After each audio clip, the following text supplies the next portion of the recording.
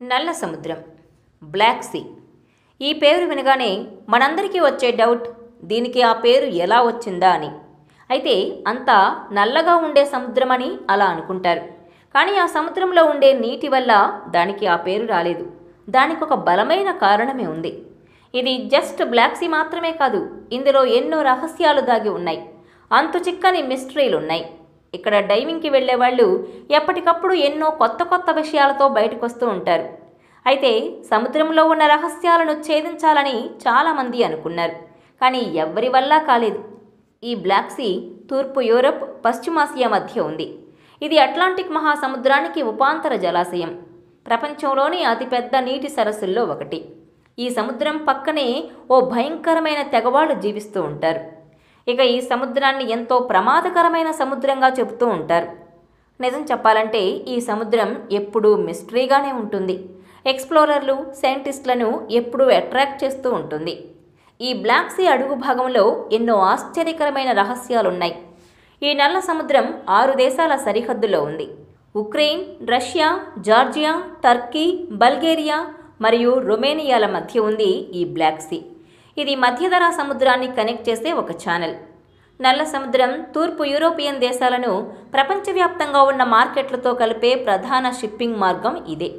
మధ్యధరా సముద్రంలో నీటి ఉప్పెన కారణంగా ఉప్పు నీరు సరస్సులోకి ప్రవేశించే ముందు దాదాపు 7,000 సంవత్సరాల క్రితం నల్ల సముద్రం మంచినీటి సరస్సుగా ఉండేది. నల్ల సముద్రం అని పిలువబడటానికి ముందు ఈ జలాశయాన్ని నిరావాస సముద్రం అని పిలిచేవారట. ఎందుకు కారణం, దాని తీరాల్లో క్రూరమైన తెగలు ఎక్కువగా ఉండేవి. ఇక ఈ బ్లాక్ సీ ఎప్పుడూ సైంటిస్టులకు ఓ ఇంట్రెస్ట్ టాపిక్కే. ఇందులో ఉన్న నీళ్లు ఒక లేయర్లో ఉండవు, వివిధ రకాల లేయర్స్లో ఉంటాయి. ఈ లేయర్లు ఒకదానికొకటి మిక్స్ అవ్వవు. ఇవే కాదు, ఇంకా ఈ బ్లాక్ సీలో ఎన్నో చిత్ర విచిత్రాలున్నాయి. అందుకే దీన్ని మిగిలిన సముద్రాల కంటే భిన్నమైనదిగా చెప్తారు. జనరల్గా నీళ్లు హైడ్రోజన్, ఆక్సిజన్తో మిక్స్ అయి ఉంటాయి. సముద్రంలో టాప్ నుంచి బాటం వరకు కూడా ఆక్సిజన్ ఉంటుంది. ఆక్సిజన్ నీళ్లలో ఎప్పుడూ ఉంటుంది కాబట్టి అడుగు భాగంలో కూడా ఎన్నో రకాల జీవులు జీవిస్తూ ఉంటాయి. కానీ బ్లాక్ సీలో మాత్రం అలా కాదు. ఆక్సిజన్ అనేది ఈ బ్లాక్ సీలో ఉండదు. ఈ సముద్రంలో 150 మీటర్ల వరకు మాత్రమే కాస్త ఆక్సిజన్ దొరుకుతుంది. ఇక ఆ తర్వాత లోపలికి వెళ్తే అక్కడి నుంచి అడుగు భాగం వరకు నో ఆక్సిజన్. అందుకే ఉపరితలం వరకు మాత్రమే కొన్ని జీవులు జీవిస్తూ ఉంటాయి. ఇక అడుగు భాగంలో ఒక్క జీవి కూడా కనిపించదు. అందుకే ఈ బ్లాక్ సీ అడుగు భాగాన్ని ఏలియన్ వరల్డ్ అని పిలుస్తుంటారు. అంతేకాకుండా ఈ బ్లాక్ సీలో పెక్యులర్ ఎకోసిస్టమ్ ఉంటుంది. సాధారణంగా ఎన్విరాన్మెంట్ ఉన్న చోట ఆక్సిజన్ ఉంటుంది. మరి అలాంటప్పుడు ఆక్సిజన్ లేని చోట ఎన్విరాన్మెంట్ ఎలా వస్తుంది? అంతేకాదు, ఆక్సిజన్ ఉన్న చోట ఏదైనా వస్తువు నశించగలదు. కానీ ఆక్సిజన్ లేకపోతే ఎలా ఉన్న వస్తువు అలాగే ఉంటుంది. ఆ బ్లాక్ సీ పైన డాల్ఫిన్స్, యాంకోవిస్ వంటి చేపలు పెరుగుతూ ఉంటాయి. అవి లోపలికి మాత్రం వెళ్ళవు. అందుకే సీ లోపలి భాగంలో అంతా క్లియర్గా ఉంటుంది. బ్లాక్ సీలో ఆక్సిజన్ లేకపోవడం వల్ల అడుగు భాగంలో జీవులు ఉండలేకపోతున్నాయి. దీనికి ముఖ్య కారణం ఏంటో తెలుసా? అక్కడ ఎటువంటి బయోలాజికల్ యాక్టివిటీ లేకపోవడం వల్ల. అందుకే దీన్ని డెడ్ జోన్ అని కూడా అంటారు. ఇక ఇక్కడికొచ్చే బోట్లు సడన్గా మాయమైపోతూ ఉంటాయి. ఇక ఎప్పటికీ అవి కనిపించవు. అందుకే దీన్ని మిస్టీరియస్ ప్లేస్ అని కూడా అంటారు. ఈ సీపై ఎన్నో ట్రేడ్స్ జరిగాయి. ఎన్నో యుద్ధాలకు ప్రత్యక్ష సాక్షి ఈ సముద్రం. ఈ సీపై వాతావరణం ఎప్పుడూ ప్రశాంతంగా ఉండదు. అక్కడి పరిస్థితిని ఎవ్వరూ ఊహించలేరు. అందుకే ఒక్కసారిగా సునామీలొచ్చి బోట్లు మునిగిపోతుంటాయి. అక్కడ ఆక్సిజన్ లేకపోవడంతో ఏవీ చెక్కు చెదరవు. కొన్ని వందల సంవత్సరాల క్రితం పడిపోయిన వస్తువులు కూడా ఆ బ్లాక్ సీలో ఇప్పటికీ అలానే ఉన్నాయి. ఎందుకంటే ఒక వస్తువు పాడవ్వాలన్నా, అలాగే ఉండాలన్నా అక్కడ ఆక్సిజన్ ఉండాలి. ఎక్కడైతే ఆక్సిజన్ ఉంటుందో అక్కడి వస్తువులు తుప్పు పడతాయి. అందుకే ఇక్కడ పరిశోధనలు చేసిన సైంటిస్టులకు ఎన్నో పురాతన వస్తువులు దొరికాయి. అవన్నీ కూడా కొన్ని వేల సంవత్సరాలకు చెందినవని గుర్తించారు. 150 అడుగులు దాటిన ప్రాంతాన్ని డెడ్ జోన్ అని పిలుస్తారు. ఈ బ్లాక్ సీలో మునిగిన ఏ వస్తువు, ఏ ఓడ, ఏ మనిషి ఇప్పటి వరకు బయటకు రాలేదు. అంతేకాకుండా ఈ బ్లాక్ సీ కొన్ని పురాతన రాజ్యాలతో ముడిపడి ఉంది. Greek, Roman, Ottoman emperors trade మరియు యుద్ధాల కోసం ఈ నల్ల సముద్రాన్ని ఉపయోగించేవారు. ఇంకా ఈ సముద్రంలో దాగి ఉన్న రహస్యాల గురించి చెప్పాలంటే అందులో మొదటిది నోయాస్ ఆర్క్. ఈ బ్లాక్ సీ లోపల నోయాస్ ఆర్క్ దాగి ఉంది. ఇంతకీ ఈ నోయాస్ ఆర్క్ అంటే ఏంటి?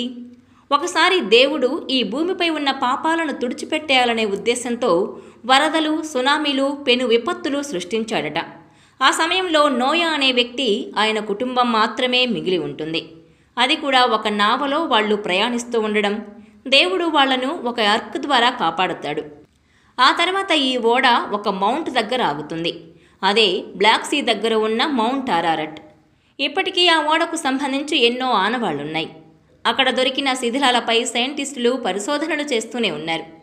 మరోవైపు హిందూ పురాణాల ప్రకారం ఈ భూమిని కాపాడేందుకు విష్ణుమూర్తి మత్స్యావతారాన్ని ఎత్తాడట. అప్పుడు ఆ నీటి నుంచి భూమిని కాపాడాడట. అప్పుడు ఈ నోయాస్ ఆర్క్ను ఉపయోగించారని కొందరు నమ్ముతారు. అలాగే ఈ నీళ్లకు ఒక శాపం ఉందట. ఈ నీళ్లలో ఎవరు పడినా చనిపోతారట. సైంటిస్టులు ఏం చెబుతున్నారంటే, ఈ బ్లాక్ సీ అడుగు భాగంలో ఆక్సిజన్ ఉండదు కాబట్టి మనిషి త్వరగా చనిపోతాడట. ఇక అక్కడ బ్లాక్ సీ ట్రయాంగిల్ ఉంది. ఇది బెర్ముడా ట్రయాంగిల్ లాగే. ఆ ట్రయాంగిల్ ప్రాంతంలోకి వెళ్ళిన ఏ ఓడ కానీ, ఏ విమానం కానీ క్షేమంగా బయటపడింది లేదు. ఆ ప్రాంతంలోకి రాగానే విమానంలో టెక్నికల్ ప్రాబ్లమ్స్ వస్తాయి. ఆ తర్వాత అది సముద్రంలో కూలి మునిగిపోతుంది. ఇప్పటి వరకు అలా వచ్చిన ఏ వస్తువు కూడా ఎక్కడ మాయమైందో ఎవరికీ తెలియదు. ఇదంతా పక్కన పెడితే బ్లాక్ సీలో ఓ ప్రాంతం మాత్రం ఎంతో అందంగా ఉంటుంది. స్వర్గంలా అద్భుతంగా ఉంటుందట. ఈ బ్లాక్ సీకి దగ్గరలో దాదాపు 28 ఐలాండ్స్ ఉన్నాయి. ఇవన్నీ కూడా ఎంతో అందమైన islands. Ireland, Bulgaria, Romania, Russia, Turkey, Ukraine దేశాలకు చెందినవి అవి. ఇవే కాకుండా ఎన్నో వింతలు, విశేషాలు కూడా ఉన్నాయి. ఈ ఐలాండ్లో ఉండే మొక్కలు, చిన్న చిన్న పక్షులను మీరు ఎక్కడా చూడలేరు. ఇదొక అందమైన వింత ప్రపంచంలా ఉంటుంది. ఈ బ్లాక్ సీ ఎంత భయంకరమైనదో అంత అద్భుతంగా ఉంటుంది.